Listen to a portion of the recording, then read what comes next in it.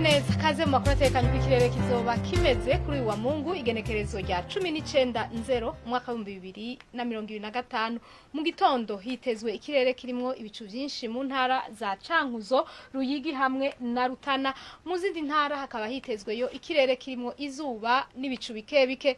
Ahazoba hakanye kurusha handi ni mu ntara za Kayanza na Mwaro, aho ibipimo bizoba biri kuri dogere Celsius 13.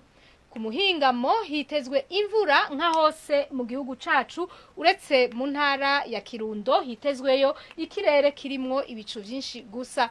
Iyo mvura rero ikazoba yumvikanamwo imituragaro mu ntara za Muyinga, Cankuzo hamwe na Rutana.